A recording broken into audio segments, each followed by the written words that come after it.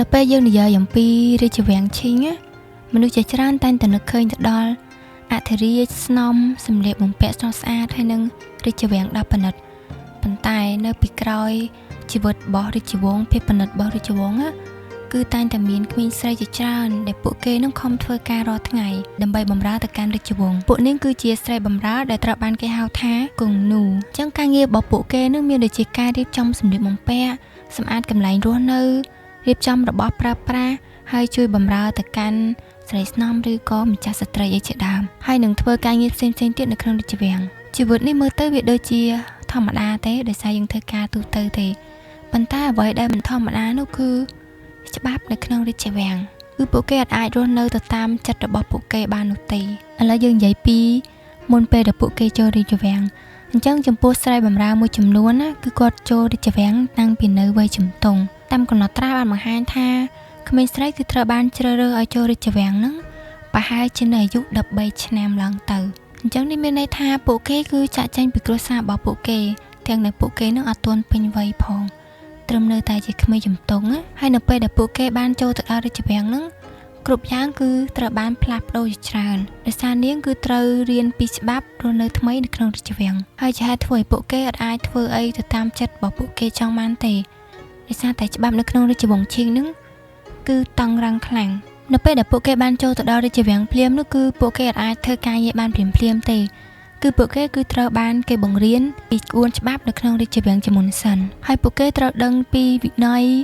ពីរបៀបនៅក្នុងការគោរពព្រះមហាក្សត្រឬក៏អ្នកនាងអីចឹងណា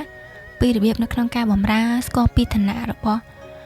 ស្រីស្នំឬក៏ម្ចាស់ស្ត្រីអីនៅក្នុងនឹងហើយចំពោះការងាររបស់ពួកគេគឺមានច្រើនអាស្រ័យទៅតាមឋានៈរបស់ពួកគេដូចគ្នាចំពោះរឿងភាគយើងតែងតែឃើញស្រីបម្រើហ្នឹងគឺនៅឈរចិត្តស្នំឬក៏ម្ចាស់ស្ត្រីអីចឹងណាដើម្បីងាយស្រួលក្នុងការម្ចាស់ស្ត្រីឬក៏ស្រីស្នំហ្នឹងហៅបម្រើប៉ុន្តែមិនមែនថាការងារពួកគេតែមានតែប៉ុណ្្នឹងទេគឺពួកគេគឺមានការងារផ្សេងទៀតដូចជាការរៀបចំសម្លៀកបំពាក់ការរៀបចំរបស់ប្រើប្រាស់សម្អាតបន្ទប់ឬក៏រៀបចំចំណីអាហារភេសជ្ជៈអីហើយនឹងរៀបចំការងារប្រចាំថ្ងៃនឹងរបស់ស្រីស្នំឬក៏ម្ចាស់របស់ពួកគេនឹងផងដែរគឺបញ្ជាក់ដែរថាស្រីបម្រើម្នាក់គឺអត់មានការងារដូចគ្នាទេគឺមានការងារផ្សេងទៅតាមការបែងចែករបស់អ្នកគ្រប់គ្រងគេហើយច្បាប់នៅក្នុងវាំងគឺតឹងរ៉ឹងមែនតែនសម្រាប់ស្រីបម្រើសូម្បីតែការដេកក៏ត្រូវតែមានក្បួនច្បាប់ដែរតែហ៊ានដេកចង្អេងចង្អាងអីហ្នឹងគឺត្រូវបានគេដាក់ទោសហើយចំពោះការដេកវិញគឺពួកគេដេកជាបន្ទប់មួយហើយដេកគ្នាច្រើនអត់អាចដេកតែម្នាក់ឯងអីបានទេចំពោះអ្នកបម្រើខ្លះគឺអាចមានសិទ្ធិដេកតែឯងបានអាហ្នឹងអាស្រ័យទៅលើឋានៈរបស់ពួកគេ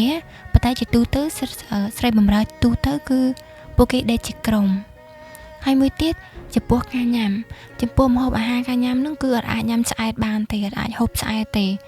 គឺហូបបានទៅតាមនឹងគេកំណត់ច្បាប់របស់គេកំណត់ណាមូលហេតុដែលអាចញ៉ាំឆ្អែតបានដោយសារតែគេគិតថាតែកាលណាញ៉ាំច្រើនវាអាចនឹងយើងនឹងទៅបន្ទប់ទឹកច្រើនអីចឹងទៅអញ្ចឹងហើយវាធ្វើឲ្យខាតពេលវេលាធ្វើការរបស់ពួកគេដូច្នេះបានតែគេមានច្បាប់អញ្ចឹងហើយមួយទៀតគឺការនិយាយស្ដីអញ្ចឹងការនិយាយស្ដីនឹងអត់អាចខ្សឹបខ្សៀវគ្នានៅក្នុងរាជវាំងនឹងបានទេតែកាលណាតែគេចាប់បានគឺម្នាក់នឹងគឺមានទោសហ្មងអញ្ចឹងម្នាក់គឺអត់ហ៊ានខ្សឹបខ្សៀវគ្នាទេគឺតែងតែខិតខំធ្វើការងាររបស់ខ្លួននឹងឲ្យបានល្អដោយសារតែខ្លាចត្រូវបានគេដាក់ទោសហើយបើករណីដែលពួកគេធ្វើខុសគឺពួកគេតែងតែត្រូវបានគេស្ដីបន្ទោសឬក៏ដាក់ទណ្ឌកម្មផ្សេងទៅតាមកំហុសនិងស្ថានភាពជាក់ស្ដែងហើយទណ្ឌកម្មរបស់គេមានតាំងពីស្រាលដល់ធ្ងន់ទៀតហើយសម្បីតែកំណត់ត្រាប្រវត្តិសាស្ត្រក៏បាននិយាយថាការដាក់ទោសអ្នកបម្រើនឹងគឺមានកម្រិតមួយដ៏ធ្ងន់ធ្ងរមែនទែនអាចឈានទៅដល់ការស្លាប់ចំពោះចំណុចសំខាន់មួយទៀតស្រីបម្រើនៅក្នុងរាជវង្សឈីងមិនមែនរស់នៅក្នុងរាជវាំងនឹងរហូតដល់ស្លាប់ទាំងអស់នោះទេគឺរាជវាំងគឺមានច្បាប់នៅក្នុងការចាក់ចែងរបស់ពួកគេបើនៅសម័យស្ដេចកាំងសៀគឺស្រីបម្រើគឺចាក់ចែងពីវាំងបាននៅប្រហែលជាអាយុ30ឆ្នាំប៉ុន្តែក្រោយមកក៏មានការផ្លាស់ប្ដូរដោយកំណត់ឲ្យពួកគេនឹងអាចចាញ់ពីវាំងបានប្រហែលជាអាយុ25ឆ្នាំដូច្នេះស្រីបម្រើដែលបានចូលនៅក្នុងវាំងប្រហែលជាអាយុ13ឬក៏14ឆ្នាំគឺពួកគេត្រូវចំណាយពេលដល់ទៅ10ឆ្នាំជាងរស់នៅក្នុងរាជវាំងមុនពេលដែលអាចត្រឡប់ទៅខាងក្រៅប្រកបជីវិតធម្មតារបស់ពួកគេវិញអញ្ចឹងក្រោយពេលដែលស្រីបម្រើទាំងនោះចាក់ចែងពីរាជវាំងគឺនាងអាចត្រឡប់ទៅកាន់គ្រួសាររបស់គេហើយនឹងរៀបការបានហើយចំពោះមួយទៀតករណីដែលអ្នកបម្រើនឹងអាចក្លាយទៅជាស្នំ ឬក៏ខ្លាចទៅជាអ្នកដែលព្រះអង្គសព្វតី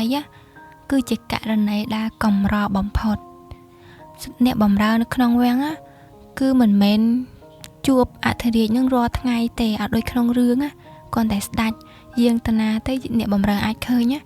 តែបើជាស្ដែងគឺអត់អញ្ចឹងទេអ្នកបម្រើនឹងគឺសឹងតែមិនដែលបានជួបមុខអធិរាជភាគច្រើនជួបតែអ្នកដែលឋានៈខ្ពស់សំខាន់អញ្ចឹងហើយករណីដែលអ្នកបម្រើខ្លះទៅជាស្នំនោះគឺកម្របំផុតមិនមែនថាអត់ទេតែគឺកម្របន្ទាប់ពីមើលពីជីវិតរបស់ពួកគេធ្វើយើងដឹងថា